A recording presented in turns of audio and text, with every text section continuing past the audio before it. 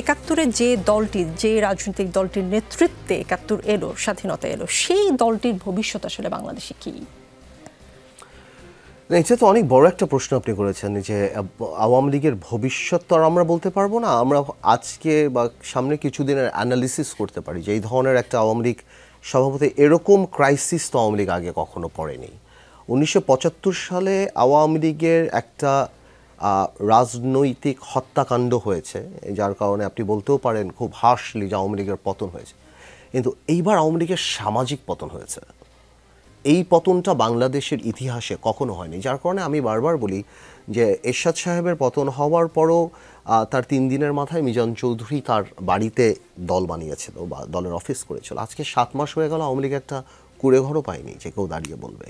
এখন কুড়েঘর পায়নি না কুড়েঘর খোঁজেনি সেটাও একটা বড় ব্যাপার। যে আওয়ামী লীগের ভবিষ্যৎ সামনে কী হবে এটা নির্ভর করবে যে আওয়ামী লীগের নেতৃত্ব কী হবে। একসময় যখন বলা হতো যে শেখ হাসিনা ছাড়া কোনো অল্টারনেট নাই, শেখ হাসিনার কোনো অল্টারনেট নাই, ইটস শেখ হাসিনা। এখন আওয়ামী লীগের আবার একটা গ্রুপ মনে করছে যে এই শেখ হাসিনাই যে স্ট্রেংথ ছিল, তাহলে কি আপাকেই বাদ দিতে হবে, আপাই কি লায়াবিলিটি? একটা গ্রুপ ন্যাচারালি চিন্তা করতেই পারে। আবার আওয়ামী লীগেরও যত বক্তৃতা আওয়ামী লীগ সভানেত্রীর কাছ থেকে শুনেছি, আওয়ামী লীগ নেতৃত্ব পরিবর্তন হওয়ারও কোনো সুযোগ বা কোনো মানসিকতা দেখি না। আমার যেটা অ্যানালিসিস যে আওয়ামী লীগ চাচ্ছে আওয়ামী লীগ যাতে ব্যান্ড হয়ে যায়, যেটা একটা কথা ছিল, তাহলে আওয়ামী লীগের নির্বাচনে আসতে হবে না, আওয়ামী লীগ সারা পৃথিবীতে কাঁদতে পারবে এবং আওয়ামী লীগের নেতৃত্ব পরিবর্তনের আর কোনো সুযোগ নাই।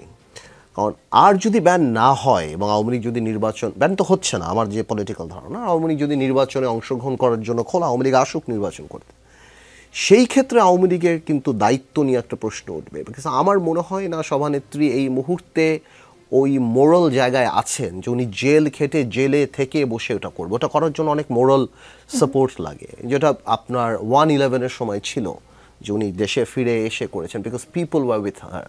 ওই সময় একটা বড় জনসমর্থন ছিল। এখন ওই জিনিসটা না, এখন আওয়ামী সমর্থন আছেন, জনসমর্থন কিন্তু নাই। এবং ওনার একটা সময় ধরেন 5ই আগস্টের আগে একটা সময় আওয়ামী লীগ সরকার যখন ছিল, মনে হতো না আপনার যে আওয়ামী লীগ রিপ্রেজেন্ট করতো, বা বিষয়টা এমন মনে হতো যে বাংলাদেশে আওয়ামী লীগ ছাড়া আর কোনো মানুষ নেই, বাংলাদেশে যা আছে সবই আওয়ামী লীগ। এখন যদি সেই দলের নেতাকর্মীরা, নেতারা বিশেষ করে ফেরত আসে এবং দলকে আবার গোছানোর চেষ্টা করে, আসলেই কি বাংলাদেশে এখন যে সিচুয়েশন, এখন আমার মনে হচ্ছে বাংলাদেশে আওয়ামী লীগ বলেই কিছু নেই, সেটা কি সম্ভব? না, আপনার বুঝতে হবে পুরো সিচুয়েশনটা কিন্তু আলাদা একটা জিনিস। ঘুরে দাঁড়ানোর যে রাজনীতি, সেখানে না একটা মোরাল জায়গা থাকে। এখন আওয়ামী লীগ কিন্তু 75-এর পরও ঘুরে দাঁড়িয়েছে, আওয়ামী লীগ কিন্তু 1/11-এর পরও ঘুরে দাঁড়িয়েছে, কিন্তু এখন আওয়ামী লীগ চোর, এখন আওয়ামী লীগ দুর্নীতিবাজ। এখন যে আওয়ামী লীগকে আপনি এত ভালো মনে করতেন, সে আওয়ামী লীগ এস আলমের পকেটে, দরবেশের পকেটে, আরও অনেকের পকেটে। এক একটা এমপি মন্ত্রীর 250, 300, 400, 500 বাড়ি, পিয়নের কাছে 400 কোটি টাকা। এই লায়াবিলিটিগুলি আপনার নিতে হবে, এই জিনিসগুলি। সো আওয়ামী লীগ দেশে বিদেশে বদনাম হয়ে গিয়েছে, আওয়ামী লীগের হাতে রক্ত, আওয়ামী লীগ 3বার গণতন্ত্র হত্যা করেছে। সো এত বড় এক্সট্রা ব্যাগেজ নিয়ে ওই ক্যালিবারের, ওই স্ট্যাচারের কোনো নেতা নাই যে এসে বলবে যে আমি ঘুরে দাঁড়াবো। আর যে আসবে সে এখন এভিয়ান পানি খায়, তার প্রেফারেন্স চেঞ্জ হয়ে গিয়েছে। আপনি বুঝতে পারছেন, এক সময় যারা এই রাজনীতিটা করতো, যারা আইয়ুব খান, ইয়াহিয়া খানকে ভয় পায়নি, কারণ তাদের মধ্যে অনেস্টি ছিল। এখন তারা 1000 কোটি টাকার মালিক। কেন আসবো আমি কষ্ট করে? আমার তো হয়ে গিয়েছে, আমার তো বয়স হয়ে গিয়েছে, আমার বাচ্চারা বিদেশে সেটেল, প্রত্যেকটা মন্ত্রী মিনিস্টারে তো বাচ্চারা বিদেশে চলে গিয়েছে। এই লাগেজটা নিয়ে আমি কেন ফেরত আসবো? এবং আপনার ইয়াং জেনারেশনের কথাও চিন্তা করতে হবে। আওয়ামী লীগ 17 বছর ক্ষমতায়। আওয়ামী লীগের এখন যারা ছাত্রলীগ, যুবলীগ, যারা স্পেশালি ছাত্রলীগ থেকে আরম্ভ করে ওরা ট্রেন্ড না। ওরা এতদিন মারামারি করেছে, পাশে পুলিশ, ডান দিকে হেলমেট বাহিনী, বাম দিকে এরা, বাম দিকে এসবি। ওদের রাজপথে আন্দোলন করে আওয়ামী লীগকে আনার জন্য ওরা ট্রেন্ড না, দে আর নট ট্রেন্ড। যে 25 বছর বয়স আজকে যে ছেলেটার, ও তো জন্মের পর থেকে যে আওয়ামী লীগ করে, ও তো দেখে যে আমি তো ক্ষমতায়, তো দে আর নট ট্রেন্ড। তো আমার মনে হয় এখন দেখুন 75-এর 15ই আগস্টের পরে যখন সভানেত্রী ফেরত আসলো, তখন তার পাশের লোকগুলি কারা ছিল? রাজ্জাক সাহেব, আমু সাহেব, তোফায়েল, আব্দুল সামাদ, আজাদ, মতিয়া চৌধুরী, এইটা ওইটা আরও কত বড় বড় নেতারা, যাদের প্রত্যেকেরই কিন্তু সূর্যের মতো আলো না থাকলেও তারার মতো আলো ছিল। আজকে কেউ নাই। আজকে আপনি ছোট একটা মানে বলতে হয় সভানেত্রী একটা ঝাড়বাতি, সেটা বন্ধ হয়ে গিয়েছে, সবাই চলে গিয়েছে, দিস ইজ নোবডি।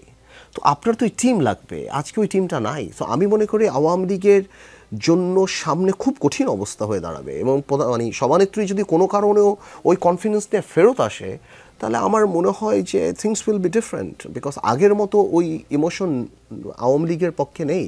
সো আমি মনে করি আর যদি আওয়ামী লীগের মধ্যে ষড়যন্ত্র হয়, চক্রান্ত হয়, আওয়ামী লীগের একটা গ্রুপ যদি মনে করে যে আমরা ভাঙবো, আওয়ামী লীগ আসবো, আমরা একটু লেভারেজ পাবো, মানে আমাদের কাছে আর কি রাজনৈতিক ভাষায় যেটা আমরা বলি আর কি, এটা হতেই পারে।